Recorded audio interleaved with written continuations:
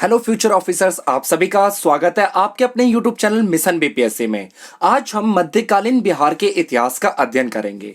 यह हमारा lecture number 2 है। हमने पहला लेक्चर अपने इस चैनल पे डाल दिया है। आप जाकर के पहले लेक्चर को देख सकते हैं। तो थोड़ा सा रिकॉल कर लेते हैं, हम वापस से एक बार रिवाइज कर लेते हैं जो हमने फर्स्ट लेक्चर के अंदर देखा था। सबसे पहले मैं बता दूं कि आपको मध्यकालीन बिहार का जो इतिहास है, मध्यकालीन बिहार का इतिहास बहुत ही महत्वपूर्ण है। बिहार के किसी भी एग्जाम, अगर आप बिहार दरोगा की तैयारी कर रहे हैं या बीपीएससी की तैयारी कर रहे हैं, तो इसमें कम से कम 2 से 3 क्वेश्चन और सबसे कम समय में इस पोर्शन को आप कंप्लीट कर सकते हैं।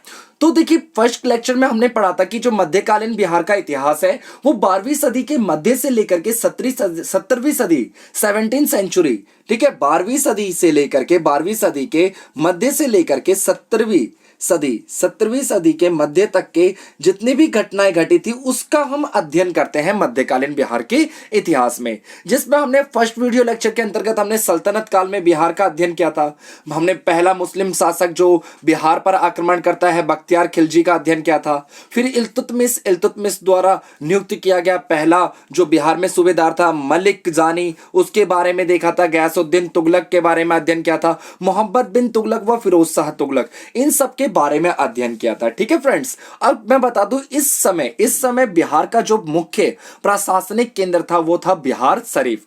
तो आज जो हम डिस्कशन करने वाले हैं, आज के जो लेक्चर का हमारा जो मेन टॉपिक है वो है शेरशाह सूरी। और मध्यकालीन बिहार के इतिहास में यहां से एक क्वेश्चन गारंटेड बनता है बीपीएससी में हमारे। ठीक है फ्रेंड्स, तो चलिए शुरू करते हैं। देखिए, शेरशाह सूरी जो थे, इसको पढ़ने से पहले थोड़ा सा मैं आपको रिव्यू दे दूं। फर्स्ट वीडियो में मैंने आपको बताया था कि जो हमारे मलिक जानी थे, इल्तुतमिश द्वारा बिहार में प्रथम सूबेदार नियुक्त किए गए थे।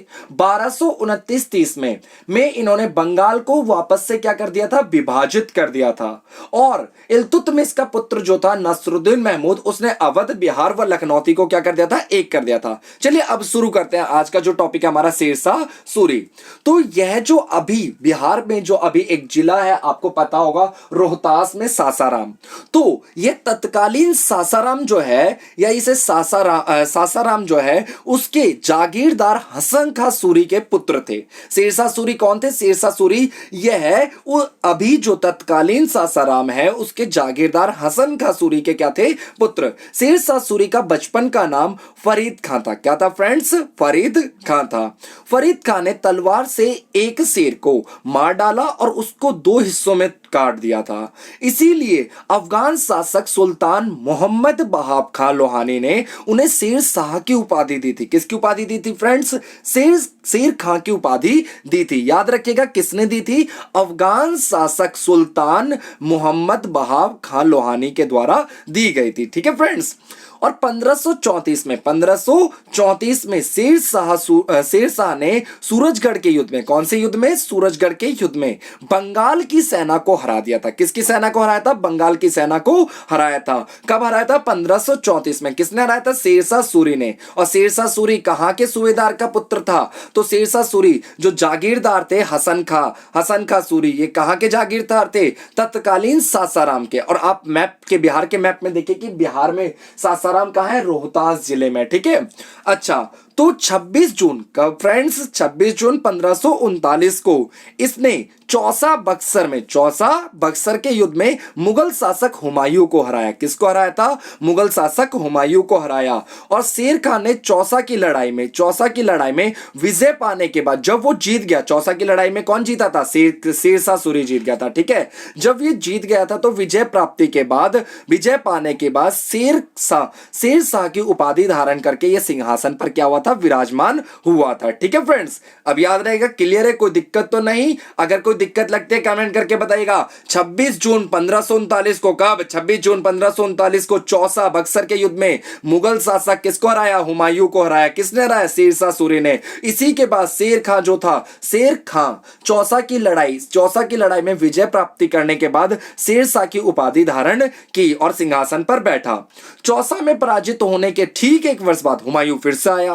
1540 में कन्नौज या बिलग्राम के निकट इसने एक युद्ध के लिए लड़कारा शेरशाह को। ठीक है, शेरशाह को किसके लिए लड़कारा? युद्ध के लिए लड़कारा। ठीक है फ्रेंड्स, और ये लड़ाई कहां पे, कन्नौज विलग्राम के निकट में ये युद्ध के लिए लड़कारा था। शेरशाह ने शेरशाह को ललकारा गया, इसे विलग्राम का युद्ध के नाम से जाना है। और ये युद्ध कब हुआ था, 17 मई 1540 के नाम से जाना जाता है, विलग्राम के युद्ध के नाम से जाना है। इसमें फिर से शेरशाह सूरी जीत गया और फुल्ली विविधित तरीके से 10 जून 1540 को आगरा में विधिवत तरीके से शेरशाह का क्या कराया गया, राज्याभिषेक करवाया गया। ठीक है फ्रेंड्स, अब देखते हैं आगे, देखते हैं हम थोड़ा सा। शेरशाह जो थे, शेरशाह ने अपने शासनकाल में पटना का दुर्ग बनवाया था। ठीक है फ्रेंड्स, ये याद रखिएगा, शेरशाह ने अपने शासनकाल में पटना का दुर्ग बनाया था। और आपको मैंने पिछली फर्स्ट वीडियो जो थी, फर्स्ट लेक्चर जो हमारा था, उस लेक्चर में मैंने आपको बताया था जो सल्तनत काल में जितना भी प्रमुख प्रशासनिक केंद्र रहा था वो बिहार शरीफ था। और बिहार शरीफ वर्तमान में कहां है, बिहार शरीफ वर्तमान में नालंदा डिस्ट्रिक्ट में है। कहां पे है, नालंदा डिस्ट्रिक्ट में। परंतु शेरशाह ने क्या करा, अपने शासनकाल में पटना का दुर्ग बनवाया और इस नगर को पुनः 1541 में बिहार की राजधानी बनाई। याद रखिएगा, 1541 में शेरशाह ने दुर्ग बनवाया पटना का और 1541 में बिहार की अगेन दोबारा से राजधानी बनाई। ठीक है, अच्छा याद रखिएगा, कई बार क्वेश्चन पूछा गया है, शेरशाह ने पटना का दुर्ग बनवाया है, कौन सी पुस्तक में इसका वर्णन मिलता है, तारीखे दाऊदी। कहां पे मिलता है, तारीखे दाऊदी, जिसकी रचना अब्दुल्लाह ने की थी। किसने की थी, अब्दुल्लाह ने की थी, अब्दुल्लाह ने की थी। इसके अनुसार शेरशाह ने पटना, इसी पुस्तक तारीखे दाऊदी के अनुसार जो पटना का दुर्ग था, कौन सा दुर्ग, पटना का दुर्ग, इस पटना को राजधानी बनाने का कार्य किसने किया था, शेरशाह ने किया था और यहां दुर्ग का निर्माण कराया था। ठीक है फ्रेंड्स, शेरशाह का मकबरा, जो शेरशाह का मकबरा है वो सासाराम में स्थित है। अभी मैंने बताया था सासाराम कहां है, रोहतास जिले में है, सासाराम में स्थित है, जिसके निर्माण कार्य का आरंभ स्वयं किसने करवाया था, शेरशाह ने। शेरशाह सूरी का जो मकबरा है वो कहां पे है, सासाराम में। किसने शुरू करवाया था बनाना, शेरशाह ने बनवाना शुरू करा था, जबकि इसको पूरा करवाने का काम इस्लाम शाह ने करवाया था। किसने करवाया था, इस्लाम शाह के द्वारा करवाया गया था। ठीक है फ्रेंड्स, शेरशाह के द्वारा सुलेमान करारानी को बिहार का सूबेदार बनाया गया था। ठीक है, या इसे कहते हैं मुक्ता पद प्रदान किया गया था शेरशाह सूरी के द्वारा। क्वेश्चन मैंने फर्स्ट लेक्चर में बताया था आपको, इल्तुतमिश ने, किसने फ्रेंड्स, इल्तुतमिश ने किसको बिहार का प्रथम सूबेदार नियुक्त किया था, यह बीपीएससी में पूछा गया क्वेश्चन है। ठीक है, प्रथम सूबेदार तो मलिक जानी, और पूरा नाम क्या है, मलिक अलाउद्दीन जानी। ठीक है फ्रेंड्स, तो शेरशाह द्वारा सुलेमान करारानी को बिहार का सूबेदार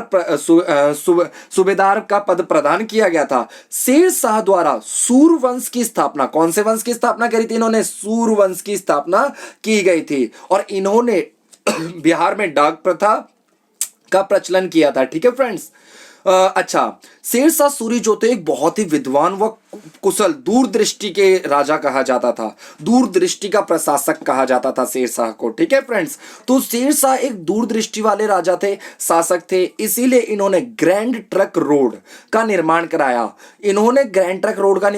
ये उत्तर भारत को दक्षिण भारत से जोड़ना चाहते थे। ठीक है, दक्षिण भारत को उत्तर भारत से क्या करना चाहते थे, जोड़ना चाहते थे। तो डाक प्रथा की शुरुआत किसने करवाई थी, शेरशाह ने करवाई थी। ग्रैंड ट्रक रोड का निर्माण किसने करवाया था, शेरशाह सूरी का मकबरा कहां पर है, रोहतास में है। शेरशाह सूरी का मकबरा किसने बनाना शुरू करवाया था, शेरशाह सूरी ने करवाया था। पूरा किसने करवाया, इस्लाम शाह ने करवाया था। ठीक है, शेरशाह ने 1542 में मालवा पर आक्रमण किया। किस पर आक्रमण किया, मालवा पर। अच्छा, पटना को राजधानी कब बनाया था, 1541 में बनाया था। इसका जिक्र कहां पे मिलता है, तारीखे दाऊदी में मिलता है। बार बार रिवीजन कीजिए इसको। ठीक है, किया था 1543 में, उस पर विजय प्राप्त करी। ठीक है, कहां पे, मालवा पर विजय प्राप्त करी। ठीक है, यहां तक क्लियर है।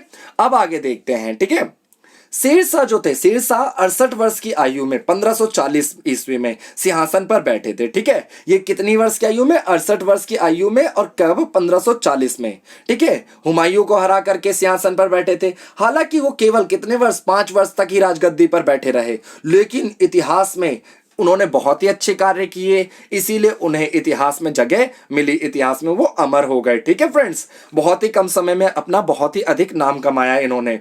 शेरशाह ने 1541 में पाटलिपुत्र को पटना के नाम से ये मैंने आपको बताया था, पटना को राजधानी कब बनाई थी, 1541 में। पाटलिपुत्र को पटना के नाम से दोबारा से बसाया। रोहतासगढ़ का जो किला है तथा दिल्ली का किला एक कोहना ठीक है, नामक मस्जिद, ये दोनों ही किसने बनाई थी? शेरशाह सूरी के द्वारा बनाई गई थी। ठीक है फ्रेंड्स, शेरशाह ने किसानों की दशा को सुधारने के लिए, राज्य की आय निश्चित करने के लिए कि राज्य को आय प्राप्त हो सके, भूमि व्यवस्था की कई महत्वपूर्ण सुधार किए। इसमें सबसे महत्वपूर्ण सुधार था 32 अंक वाला सिकंदरी गज। कौन सा गज? सिकंदरी गज एवं सन की डंडी का प्रयोग करना। ठीक है फ्रेंड्स, और कबूलियत तथा पट्टा प्रथा की भी शुरुआत शेरशाह सूरी के द्वारा। उन्होंने पैदावार का लगभग 1/3 भाग की वसूली का आदेश दिया था।